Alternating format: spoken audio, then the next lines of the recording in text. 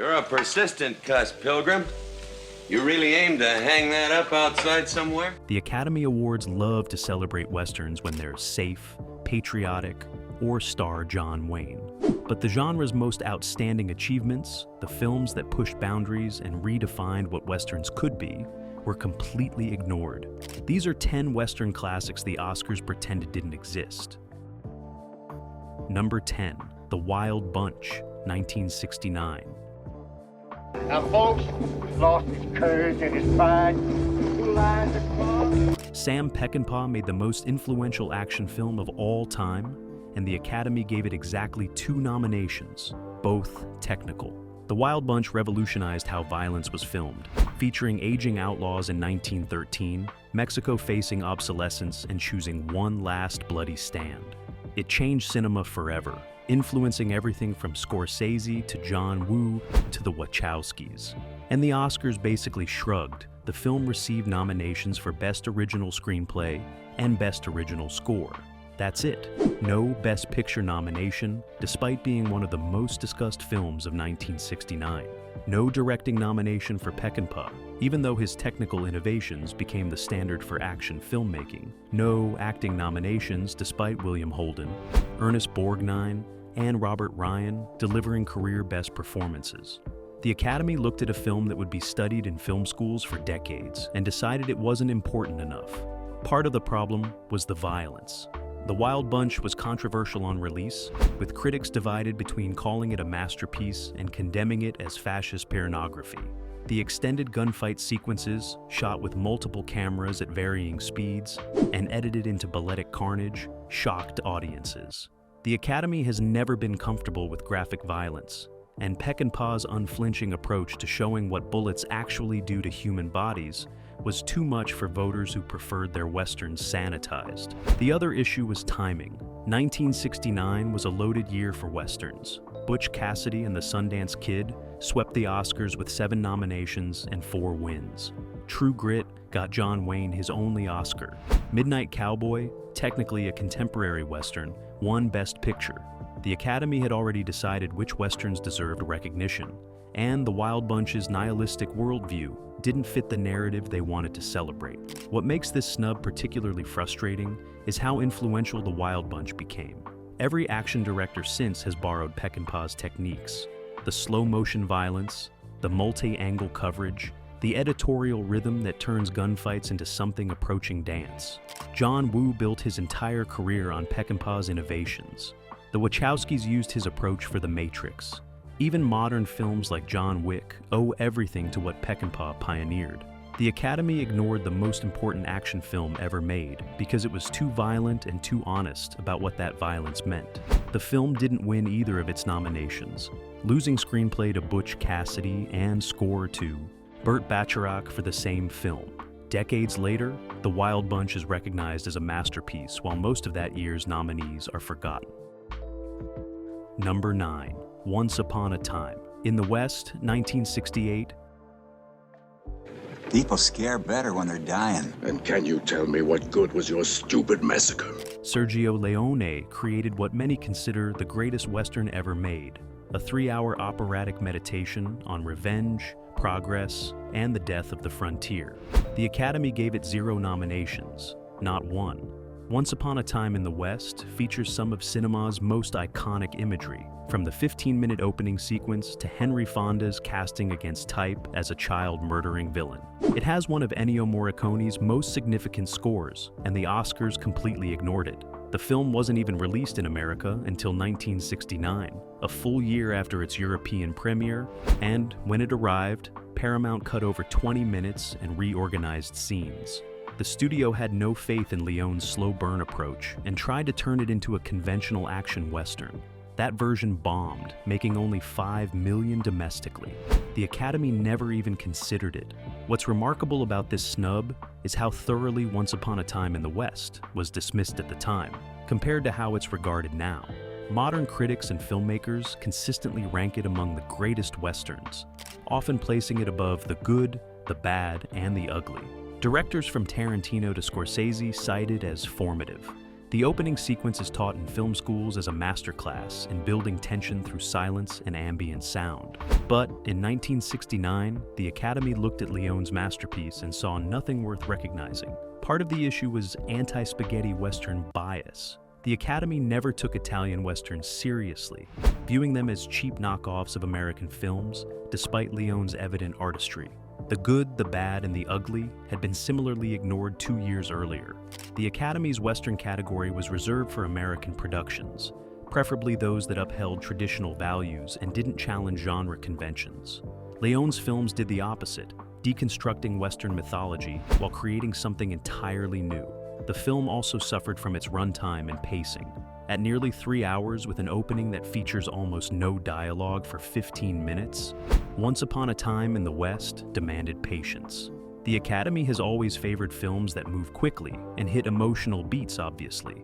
Leone's approach was the opposite, trusting audiences to sit with long silences and visual storytelling. That patience is now recognized as mastery, but in 1969 it was seen as self-indulgent. The real tragedy is that Morricone's score, one of his most beautiful and influential, wasn't even eligible for consideration because of how late the American release came. That score has been used, referenced, and borrowed by countless films since. It's instantly recognizable, and it never had a chance at Oscar. Recognition because the Academy had already decided Leone's Westerns didn't matter. Number 8, Rio Bravo, 1959. Tired, aren't you, John T? Howard Hawks made what's now considered one of the greatest Westerns ever filmed, a hangout movie where John Wayne and his misfit deputies defend a jail against a gang of callers. It received 0 Oscar nominations. Rio Bravo is the film that directors from Tarantino to John Carpenter cite as the perfect example of how to make characters audiences want to spend time with, and the Academy completely ignored it. The film was a deliberate response to High Noon, which Hawks hated. He thought the idea of a marshal begging cowards for help was unrealistic and insulting to real lawmen. So he made Rio Bravo, where Wayne's sheriff explicitly refuses help from well-meaning amateurs, relying only on a drunk deputy, an old man, and a kid. It's a film about professionalism and dignity under pressure. Hawks let scenes breathe, allowing characters just to talk, sing, and drink coffee. The famous sequence where Dean Martin, Ricky Nelson, and Walter Brennan perform a song while Wayne watches has nothing to do with the plot. It's just a moment of humanity. That's what makes Rio Bravo special, and the Academy had no interest. Part of the problem was that Rio Bravo came out the same year as Ben-Hur, which dominated the Oscars with 12 wins. But other Westerns got nominated that year. The film wasn't even cut. The Academy looked at Hawks' masterpiece and decided it wasn't worth recognizing in any category. No picture, no director, no acting nominations for Wayne or Martin, despite both being excellent. Not even technical categories like cinematography, despite Russell Harland's gorgeous Technicolor work. The other issue was Hawks himself. By 1959, he'd been making films for over 30 years and had never won a competitive Oscar. The Academy consistently overlooked his work, preferring directors who were more obviously artistic. Hawks' style was invisible, letting actors and story drive everything while his camera captured it cleanly. That approach doesn't win awards. Voters want directors who announce themselves through showy techniques. Hawks was too good at making it look effortless, and the Academy punished him for it. What's frustrating is how influential Rio Bravo became despite the snub. Hawks remade it twice, as El Dorado and Rio Lobo. John Carpenter remade it as Assault on Precinct 13. Tarantino has said it's his favorite hangout movie and the film that taught him how to write dialogue that meanders away from the plot. The impact is undeniable, but the Academy missed it completely. Number 7, The Man Who Shot Liberty Valance, 1962. You're a persistent cuss, Pilgrim. You really aim to hang that up outside somewhere? John Ford made a film about how the West was won through lies, how legends become fact, and how civilization gets built on violence, it then pretends never happened. The Academy gave it 1 nomination for Best Costume Design and nothing else. The Man, or Who Shot Liberty Valance, is now recognized as one of Ford's most outstanding achievements, a late career masterpiece that deconstructs everything Westerns stood for and the Oscars treated it like a minor genre exercise. The film stars James Stewart as a senator returning to a frontier town for a funeral. Through flashbacks, we learn he built his political career on a lie, claiming credit for sealing the outlaw Liberty Valance when it was actually John Wayne's character who fired the shot from the shadows. The film's thesis is stated explicitly: when the legend becomes fact, print the legend. Ford is commenting on his entire career of myth-making, admitting that the West his films celebrated was built on lies. That level of self-examination should have been recognized. It wasn't. The snub is particularly egregious because 1962 wasn't a strong year for Westerns. How the West Was Won got multiple nominations, including Best Picture. Lonely Are the Brave got noticed. But Ford's masterpiece was ignored except for costumes, which it didn't win. The Academy passed over one of the greatest directors in history, working at the peak of his powers, to honor forgettable prestige pictures that nobody remembers now. Part of the issue was Ford's relationship with Hollywood. By 1962, he was seen as old-fashioned, a relic of classical Hollywood, while the industry was moving toward European influences and new realism. The man who shot Liberty Valance was shot entirely on sound stages, using obvious sets rather than real locations. Ford did this deliberately, creating a stylized environment that emphasized the film's themes about myth versus reality. But voters saw it as cheap and outdated compared to epics being shot on location. The film also features aging stars past their prime. Stewart and Wayne were both in their 50s playing younger men in flashbacks, and neither bothered to hide it. Ford wanted that visible aging, showing men confronting their own mortality and legacy. But the Academy preferred younger, more conventionally attractive actors. The performances Stewart and Wayne give are among their best, adding layers of regret and sadness that their earlier work never touched. They deserved recognition and got none. Number 6. The Outlaw, Josie Wales, 1976. Well, not a hard man to track. Clint Eastwood directed and starred in this post-Civil War odyssey about a farmer-turned-guerrilla fighter who gradually builds a chosen family from outcasts. It's one of the most entertaining and thematically rich westerns ever made. The Academy gave it one nomination for Best Original Score and ignored everything else. No Best Picture nomination, despite being a box office hit and a critical success. No directing nomination for Eastwood, even though this showed him maturing as a filmmaker, and no acting nominations despite Eastwood and Chief Dan George delivering exceptional performances. The film follows Josie Wales from tragedy through revenge to eventual redemption. Union guerrillas murder his family, so he joins Confederate bushwhackers. After the war ends, he refuses to surrender and becomes an outlaw. As he flees across the frontier, he collects a misfit group of followers, an old Cherokee, a young Navajo woman, and Kansas settlers, building a community based on mutual respect rather than shared history. It's a hopeful vision in a genre often defined by cynicism, and it's beautifully executed. What makes the snub particularly frustrating is that the film does everything the Academy claims to value. It addresses serious themes such as reconciliation and chosen family. It features a respectful portrayal of Native Americans at a time when most Westerns still trafficked in stereotypes. Chief Dan George's performance is funny, dignified, and heartbreaking. The film balances entertainment with depth, working both as a straightforward action Western and as a meditation on trauma and healing. And the Academy barely acknowledged it existed. The problem was Eastwood himself. Despite enormous popularity, he was still seen as a genre actor rather than a serious artist. His westerns with Sergio Leone were dismissed as spaghetti western trash. His Dirty Harry films were controversial and seen as fascist by liberal Hollywood. The Academy wasn't ready to embrace Eastwood as a major filmmaker, despite clear evidence of his talent. That wouldn't happen until Unforgiven, 16 years later, when he finally won Best Picture and Best Director. The other issue was competition. 1976 was the year of Rocky Network, All the President's Men, and Taxi Driver. The Oscars were focused on contemporary stories about America's identity crisis, post-Vietnam and Watergate. A Western about the Civil War, no matter how well made, wasn't part of that conversation. The film didn't win its score nomination, losing to Jerry Goldsmith for The Omen. It's now recognized as one of Eastwood's best directorial efforts, but the Academy missed it when it mattered. Number 5, McCabe and Mrs. Miller, 1971. See, what's going to happen is that they're going to come back with a better offer. And Robert Altman made the most radically different Western in years, an anti-Western that stripped away every romantic notion about the frontier and showed it as cold, muddy, and cruel. The Academy gave it one nomination for Best Actress for Julie Christie and ignored everything else. McCabe and Mrs. Miller is now considered one of the greatest revisionist Westerns, a film that influenced everything from Deadwood to There Will Be Blood.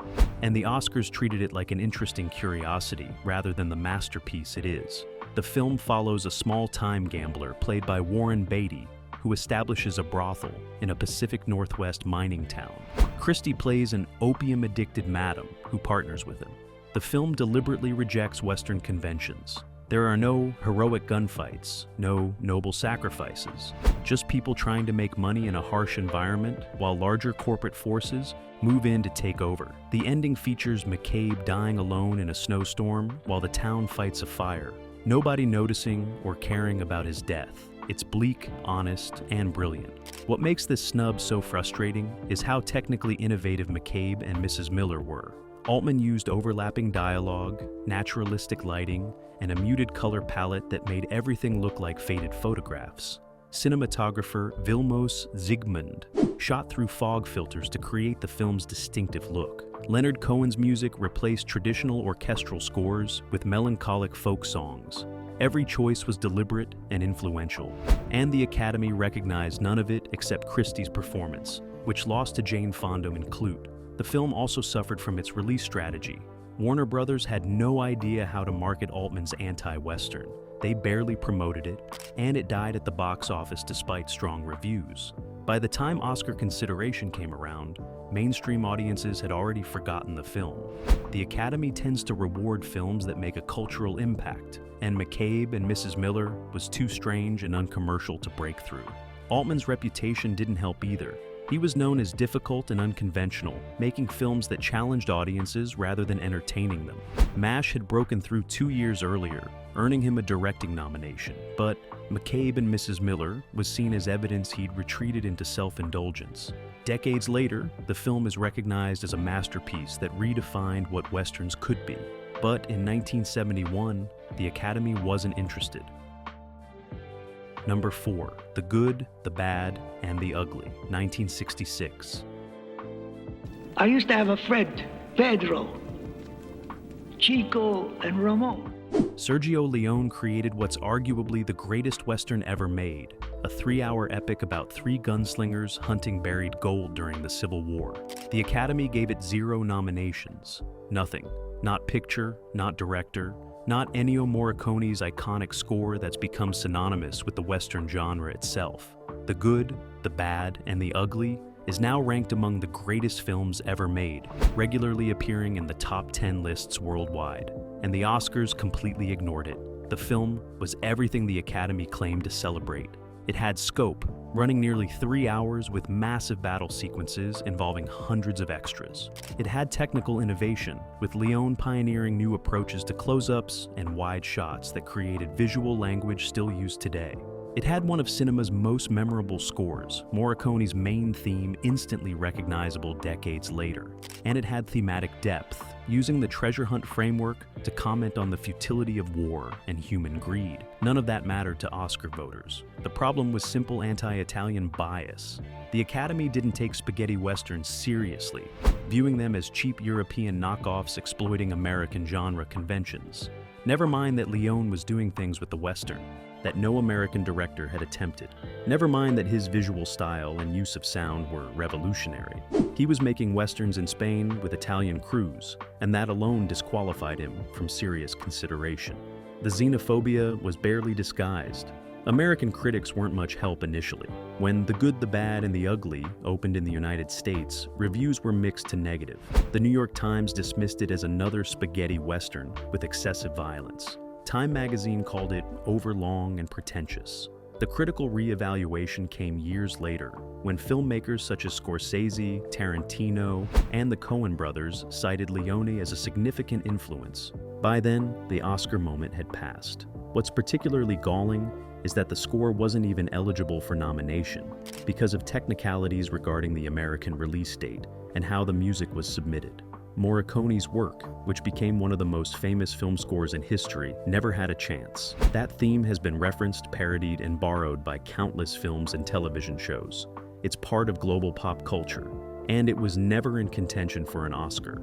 The film also suffered from its violence. Leone's approach to gunfights, with extreme close-ups of faces and graphic depictions of death, shocked American audiences accustomed to sanitized westerns, where people fell cleanly when shot. The Academy has never been comfortable with graphic violence, and Leone's unflinching style was too much for it. The bridge explosion sequence and the prison camp scenes showing Civil War brutality all pushed boundaries that Oscar voters weren't ready to accept.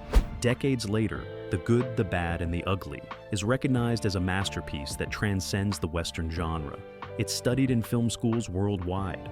It influenced generations of filmmakers. The cinematography, editing, and sound design are considered groundbreaking, but the Academy missed all of it, too blinded by prejudice against foreign westerns to recognize greatness when it was right in front of them. Number 3, Pat Garrett and Billy the Kid, 1973. Men. I don't want to kill you, Bill. No, I sure hope you don't. Sam Peckinpah made his most personal Western, an elegiac meditation on aging, betrayal, and the death of the Old West.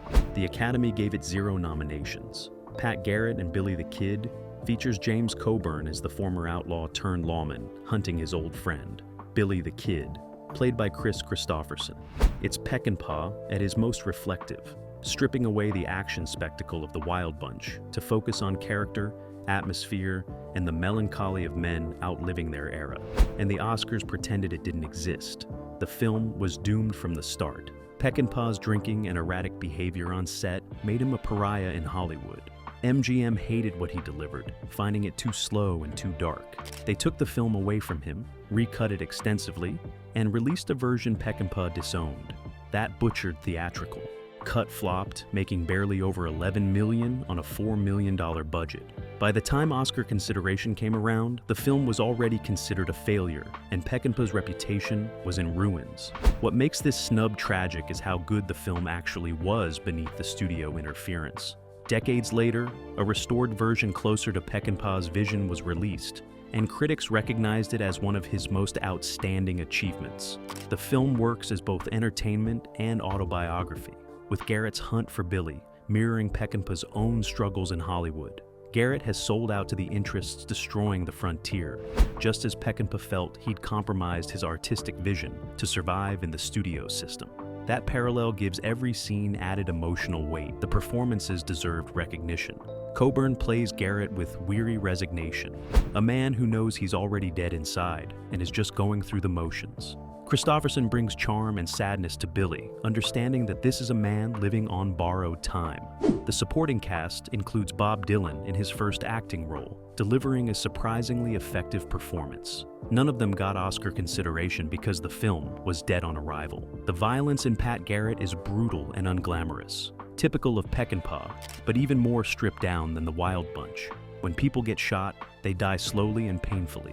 There's a gut-wrenching sequence where a deputy bleeds out over several minutes, calling for his wife. Another scene shows men shooting chickens for sport, their casual cruelty mirroring the human violence throughout. Peckinpah refuses to make any of it exciting or heroic. It's just ugly and sad, which is precisely what he intended. The film also suffered from Bob Dylan's involvement. He composed the score, including Knockin' on Heaven's Door, which became a massive hit. But Dylan's presence attracted the wrong kind of attention, with critics focusing on the rock star casting rather than the film's actual merits.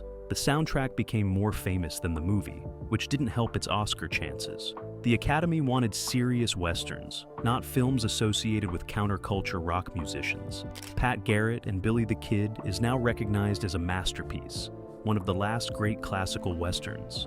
Film critics place it alongside The Wild Bunch and Ride the High Country as Peckinpah's best work. But in 1973, the Academy saw only a troubled production from a difficult director and gave it nothing.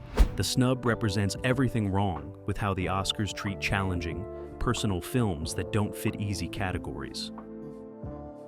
Number 2, The Searchers, 1956. Go, Martin, please. Stand aside, Martin. Oh, you don't, Ethan.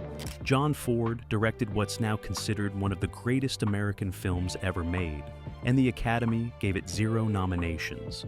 The Searchers follows Ethan Edwards, played by John Wayne, on a 5-year obsession to find his kidnapped niece. As the search continues, it becomes clear Ethan might want to call her rather than rescue her because she's been living among Comanches. It's Ford's darkest, most complex exploration of American racism and obsession, and the Oscars completely ignored it. This might be the most inexplicable snub in Oscar history. The Searchers had everything the Academy claimed to value. John Ford directed it, already a 4-time Oscar winner for directing. It starred John Wayne, one of Hollywood's biggest stars. It was shot in glorious VistaVision in Monument Valley, featuring some of the most iconic imagery ever captured on film. It dealt with serious themes about racism, family, and the cost of obsession. It was both a commercial and a critical success, and it received 0 nominations. The problem was timing and category confusion. 1956 was a strong year dominated by Around the World. In 80 Days, The King and I, and Giant, but other westerns got nominated. Friendly Persuasion received multiple nominations despite being less accomplished than The Searchers. The Academy simply didn't see Ford's masterpiece as worthy of recognition, possibly because it was too dark and morally complicated for their comfort. What makes The Searchers so remarkable is how it presents Wayne's character as simultaneously heroic and monstrous. Ethan has charisma and determination, qualities associated with Western heroes. But his racism is explicit and appalling. He scalps dead Comanches. He shoots buffalo just to starve the Indians. He makes clear he'd rather see his niece dead than living as a Comanche wife. Ford doesn't excuse any of this, but he also doesn't reduce Ethan to a simple villain. He's a complicated man shaped by war and hatred, and Wayne plays him with layers most Westerns never allowed. The film's visual language influenced generations of filmmakers. The opening and closing shots, framed through a doorway, have been imitated countless times. Spielberg, Lucas, Scorsese, they all cite The Searchers as formative. The way Ford uses Monument Valley's landscape to dwarf the characters and emphasize the vastness of Ethan's obsession became the template for epic westerns. And none of this technical mastery was recognized by the Academy. The cinematography by Winton Hoche deserved at least a nomination. The way he captured Monument Valley's colors and scale was revolutionary. The film's use of natural light and shadow to reflect Ethan's psychological state influenced how westerns were shot for decades. But Hoche got nothing, despite having won Oscars for Ford's She Wore a Yellow Ribbon and The Quiet Man.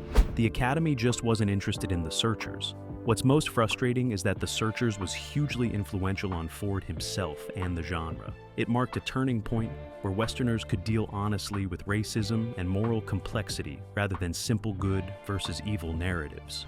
Every revisionist Western that followed owes something to what Ford accomplished here, but the Academy missed it completely, too focused on safe, unchallenging films to recognize a masterpiece that dared to make audiences uncomfortable. Number 1, Ride the High Country, 1962. When I questioned you about Sam Peckinpah's directorial debut is one of the most perfect westerns ever made, and the Academy gave it 0 nominations. Ride the High Country stars Joel McCrea and Randolph Scott as aging lawmen taking one last job transporting gold through dangerous territory. It's elegiac, beautifully shot, and thematically rich, dealing with aging, honor, and the end of the frontier. Roger Ebert called it one of the greatest westerns. Martin Scorsese has cited it as a major influence, and the Oscars completely ignored it. The film follows 2 old friends who take different paths when tempted by gold. McCrea plays Steve Judd, a former lawman determined to end his career with dignity. Scott plays Gil Westrom, his old partner who's fallen on hard times and plans to steal the gold. Their friendship and conflicting values drive the film, culminating in a shootout where Judd is mortally wounded. His final words, "I'll see you later," capture the film's melancholic tone perfectly. It's a Western about men who've outlived their era, trying to maintain honor in a world that no longer values it. What makes this snub particularly egregious is that Ride the High Country was Peckinpah's breakthrough, the film that established him as a major director. Everything he would later accomplish in The Wild Bunch and Pat Garrett and Billy the Kid is present here in embryonic form. The film's treatment of aging heroes, its honest depiction of violence, and its elegiac tone all influenced the next decade of Westerns, and the Academy gave it nothing. The performances deserved recognition.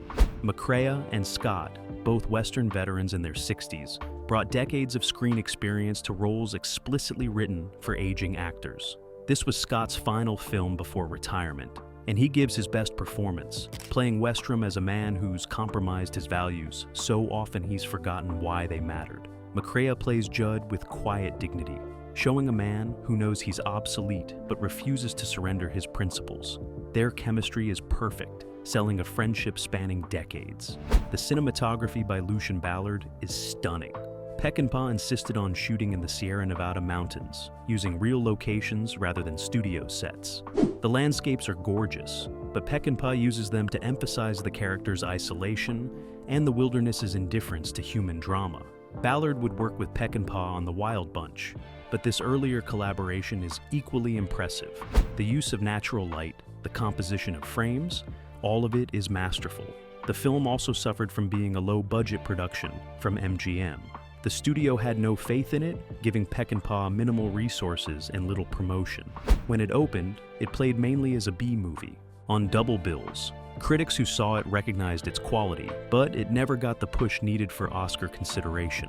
By the time word of mouth built and the film found an audience, award season had passed. What's most frustrating about this snub is that Ride the High Country does everything Westerns are supposed to do while also transcending genre limitations. It entertains while dealing with serious themes. It features action while never losing sight of character. It honors Western traditions while also questioning them. The Academy should have recognized it as the masterpiece it is, but instead, they gave it nothing. Peckinpah would spend the rest of his career fighting studios, and never received a directing nomination, despite revolutionizing action cinema.